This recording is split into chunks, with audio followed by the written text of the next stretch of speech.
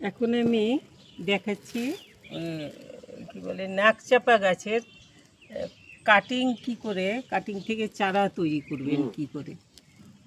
আমি আমার গাছ কলম করেছিলাম, সাথে সাথে এইগুলোর কলম করলে পরে, কলম মানে হার্ড প্রুনিং করার পরে যে সাথে সাথে চারা বসিয়ে দেবেন, সেটা কিন্তু ঠিক হয় না। তাতে বেশিরভাগ সময়েই চারা নষ্ট হয়ে যায়। কারণ এই যে এইগুলোর থেকে আমি দেখাচ্ছি, এখন এইটাকে আমি কেটে দেখাচ্ছি যে এইটা তো এখন শুকিয়ে গেছে, এটার থেকে আর লেটেক্স বেরোচ্ছে না। কিন্তু আমি যদি এটাকে কাটবো, না ওইটাকে কাটবো, আচ্ছা এটাকেই কেটে দেখাই। আমি যদি এটাকে এখন কাটলে পরে এইসব গাছগুলোর কি হয়, সাদা দুধের মতো লেটেক্সটা বেরোয়। এই জিনিসটাকে যদি আমরা এই যে বেরোচ্ছে, এই জিনিসটা শুকিয়ে গেলে তারপরে চারাটা লাগালে তারপরে তবে ভালো হয় আর কি। তো বেশ কিছুক্ষণ আগে এটাকে কেটে লেটেক্সটা বেরোতে দেওয়া দরকার আর কি। লেটেক্সটা বেরিয়ে গেলে তারপরে যদি আমরা লাগাই গাছ, তাতে গাছ বেঁচেও যাবে, ভালো হবে। লেটেক্সটা কি, এটা ওই যে সাদা দুধের মতো অনেক গাছ আছে না, করবি গাছেরও হয় এরকম, সাদা দুধের মতো বেরোয় করবি গাছ। তারপর এরকম কাঠগুলাচি, হ্যাঁ কাঠগুলাচি। তো এরকম বেশ কিছু গাছ আছে যেগুলো নাকি কাটলে পরে এই যে সাদা সাদা বেরোচ্ছে না, এগুলো এইরকম। আরেকটা আমার একটা আছে, ক্যাকটাস আছে, যেটা নাকি কাটা নেই, শুধু লাঠি লাঠি লাঠি লাঠি মতো হয়, নামটা আমার আসছে না মনে এক্ষুনি। ওইটারও ঠিক এরকম, ওইটার তো ভীষণভাবে বেরোতে থাকে একটুখানি করলে পরেই। তো এইগুলো বেরিয়ে পুরোপুরি যখন পরিষ্কার হয়ে যাবে আর বেরোবে না, এই যে আমি আগে কেটে রেখেছিলাম, এই যে শুকিয়ে গেছে একদম, শুকনো কিচ্ছু নেই, এই রকম হলে পরে তখন লাগালে তখন আর গাছের চারা সুন্দরভাবে হয়। এখন চারা আমরা অনেকভাবে করতে পারি। এই নাকচাপা গাছের চারা কিন্তু করাটা খুবই সহজ। তবে বৃষ্টি পড়ে, যখন বৃষ্টির সময়, বর্ষার সময় চারা বসালে চারা কি বলে, চারাতে নষ্ট হওয়ার চান্স খুব কম থাকে। কিন্তু এখন তো এখনও বৃষ্টি তেমনভাবে শুরু হয়নি, হঠাৎ হঠাৎ ছিটে ফোটা বৃষ্টি হয়, কিন্তু ওয়েদারটা ভীষণ ড্রাই। এই জন্য চারা বসালে পরে, আমি তো চারা বসাচ্ছি ঠিকই, কিন্তু চারা বসালে পরে সেইগুলো একদম ছায়াতে আর ঠান্ডা জায়গাতে রাখতে হবে, কেমন। তো আমি এই যে এগুলো যা বেরোনোর তো বেরিয়ে গেছে, এটার থেকে এখন বেরোচ্ছে নাকি শুকনো বুঝতে পারছি না, এগুলো তো শুকিয়ে গেছে একদম।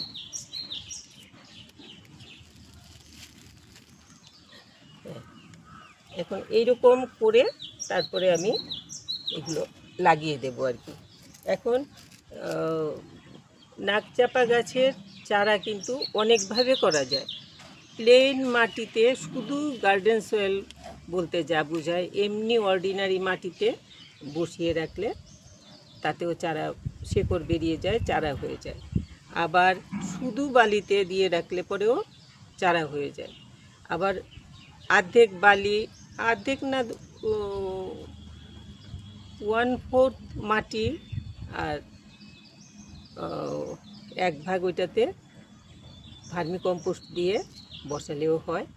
আবার ভার্মি কম্পোস্ট আর বালি মিশিয়ে বসালেও হয়। কোকোপিটের মধ্যেও হয়, কিন্তু কোকোপিটের মধ্যে কি হয়, কোকোপিটটা তো জলটা খুব ধরে রাখে, অনেক সময় বেশি জল পেয়ে গোড়াতে পচা লেগে যায়।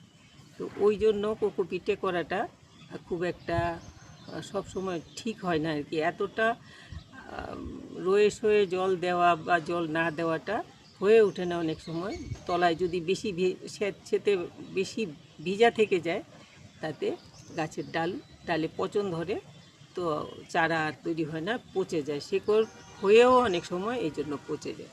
শুধু বালিতেও করা যায়, বালি অর্ধেক ভার্মিকম্পোস্ট দিয়েও করা যায়, শুধু মাটিতেও করা যায়। তো আমি এখন গাছ বসানোর জন্য এইটাতে আমি শুধু মাটি দিয়ে বসাবো। এখানে মাটি এনেছি, এই মাটিটাতে বসিয়ে রাখবো। তারপর যখন চারা হবে তখন আমি আবার ভিডিও করে আপনাদেরকে দেখাবো। এটা একদম প্লেন মাটি, এটার মধ্যে কিচ্ছু নেই।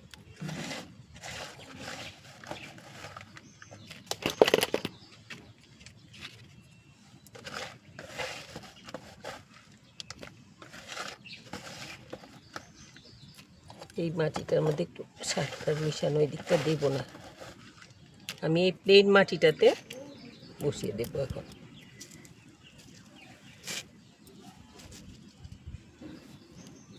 এই দুটো আমি বসিয়ে দিচ্ছি, একটু কোনাকুনি করে কেটে নিয়েছি। আরও ভালো হয় যদি একটুখানি এরকম করে ওপরের যে প্লেন কাভারটা থাকে এটা অল্প অল্প ছাড়িয়ে নিলে, যত রকমের কলম আছে সবগুলোর কিন্তু এই একটা ব্যাপার আছে, এই জায়গাটা একটু একটু ছাড়িয়ে নিলে তো কলমটা খুব সহজে বেঁচে যায়, হয়ে যায়, কলমটা তৈরি হয়ে যায়। এটাকে আমি একটু এইরকম করে কেটে নিলাম। মুচমুচে হয়ে গেছে, এত ড্রাই না বেশিরভাগ। এই যে এরকম ওপর থেকে বেশি ছাড়ানোর দরকার নাই, খুব অল্প স্বল্প ছাড়ালে হয়। ইচ্ছে করলে আপনারা, আমি আনিনি এই জন্য দিচ্ছি না, ইচ্ছে করলে একটুখানি অ্যালোভেরা জেল মানে ওই অ্যালোভেরার পাতাটা এনে টিপে ওইটার থেকে রসটা দিয়ে দিতে পারে। আমি এটাকে ঘৃতকুমারী বলি। তো এই আমি লাগিয়ে দিলাম, মনে হলো যখন তখন একটুখানি দিয়েই দেখাবো। এটাতে যখন শুধু মাটিতে লাগিয়েছি তখন আমি একটুখানি ঘৃতকুমারী দিয়েই দেব। পিছন থেকে এনে দেবো, গোড়াতে আমি দেবো, এনে দেব। মাটিটা একটু কম হয়েছে মনে হচ্ছে।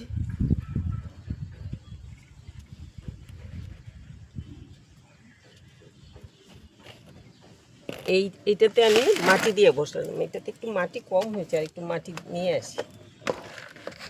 আর কিছুটা মাটি দিয়ে দিলাম, মাটিটা মনে হয় কম হয়েছিল। নড়ে যদি লাগানোর পরে যদি গাছের ডালগুলো নড়ে তাহলে পরে কিন্তু চারা ভালো হয় না, অনেক সময় হয়েও চারা মরে যায়। তো এই রাখলাম এটা। এখন একটা লাগাবো আমি শুধু বালিতে। এটার মধ্যে কি না, নিচে বালি পাথর এগুলো দিয়ে রেখেছি আগে, অনেকটা সময় লেগে যায়। এটা শুধু বালি, ধোয়া বালি। আর একটু বালি হলে ভালো হতো, বালিটা কম হয়ে গেছে। দেবো না, না না, দেখি হয়, যদি হয়ে যাবে। ছোট লাগিয়ে দিই, বড়গুলো লাগালে পরে তো হবে না, দাববেই না। দেখি আর কোথায় বালি আছে। এখন আমি দেখাচ্ছি শুধু বালিতে লাগাবো, কেমন? বালি নিয়েছিলাম, ওইটাতে বালিটা একটু কম হয়েছে, আর একটু বালি এনে নিয়েছি।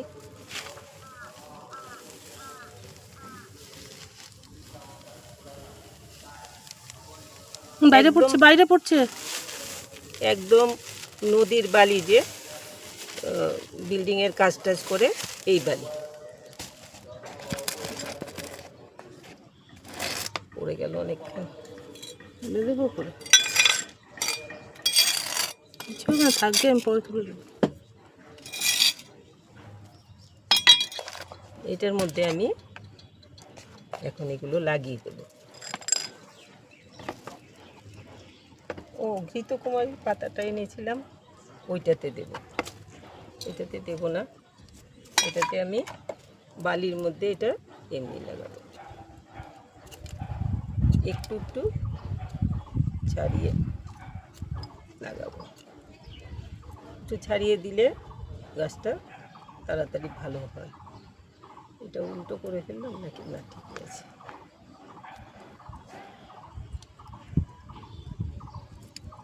ওপরের হালকা যে একটা কি বলে, তো আমি এইটাকে এরকমভাবে ছেটে নিয়েছি পাতাগুলো। এত ইয়ে থাকলে টেনে গাছ ইয়ে করতে পারবেন। তো এই দুটো এরকম করে লাগিয়ে দিচ্ছি, আর এটা মাঝখানে এরকম দিয়ে দিলাম শুধু বালিতে। আর ট্রফির মতো লাগছে দেখতে। এই যে হলুদের গুঁড়োটা, এটাতে একটু জল মিশিয়ে তারপর সব মাথাগুলোতে আমি এখন দিয়ে দেব, যাতে কোনোরকমভাবে গাছের ক্ষতি না হয়, কোনোরকম ফাঙ্গাল ইনফেকশন না হয়, সেইভাবে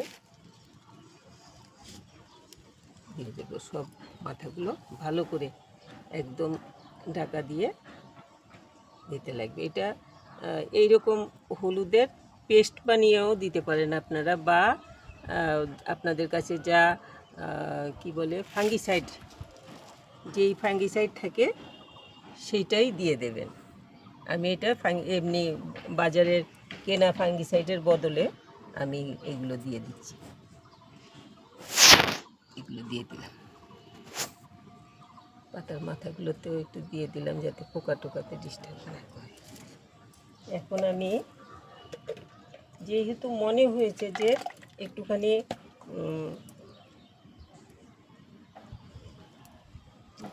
ঘৃতকুমারীর পাতার ইয়ে দিলে ভালো হবে, আনলাম তো পাতাটা।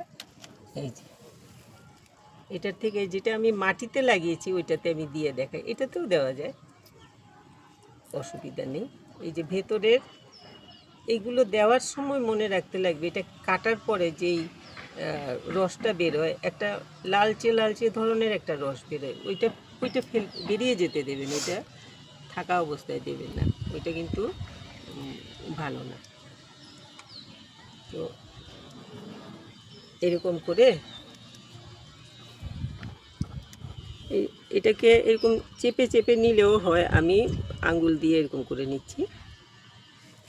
এই যে বের করে গোড়াতে দিয়ে দেব, তারপর জল দিলে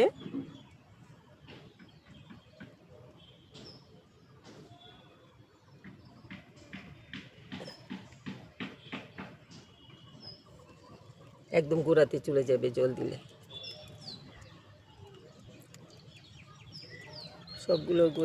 সবগুলোতে দেবো না, যেটাতে বালিতে বসিয়েছি ওইটাতে আমি দিচ্ছি না, আমি শুধু মাটিতে যেটা বসিয়েছি ওইটাতে দিচ্ছি, শুধু মাটি, প্লেন মাটি, আর এটা প্লেন বালি।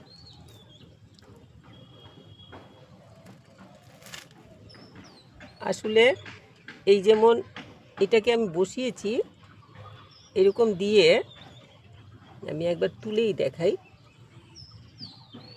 এটা তুলেই দেখাই, এই যে রসটা দিয়েছি এইটাকে এরকম, এটা আসলে এরকম করে লাগিয়ে তারপরে দিতে লাগে। তো আমি কি করি, আমি এরকম বানিয়ে দিয়ে তারপর ঢুকিয়ে দিই, তাতে একদম তলায় সাইডের মাটি টাটিতে চলে যায়। আগে লাগিয়ে ফেলছি এই জন্য এখন আমি আর বের করলাম না। যাই হোক, গাছের গোড়ায় তো যাবে, এগুলো ইনফেকশনের থেকেও গাছের এই চারাকে বাঁচাবে। আর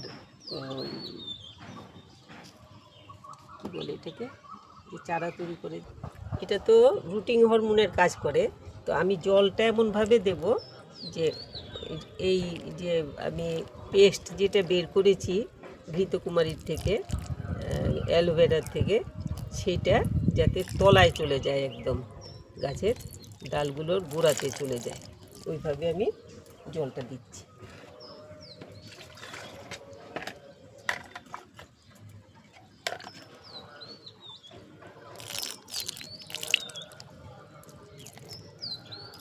গাছের ডালগুলোর মধ্যে লাগিয়ে তারপরে ডালগুলো গুজে দিলেও হয়, বা যেই জায়গাটাতে আমি দেব সেটাতে একটা এরকম করে নেড়ে একটু ফুটো মতো করে রসটা ওখানে দিয়ে তারপরে লাগিয়ে দিলে হয়, বা আমি যেমন করে দিলাম এরকম করে দিয়ে জল এইভাবে দিয়ে দিলেও হয়। আর এইটাকে আমি, এটা তো শুধু বালি, এটাকে আমি জলটা স্প্রে করে দেব, নইলে এটার ব্যালেন্স ঠিক থাকবে না।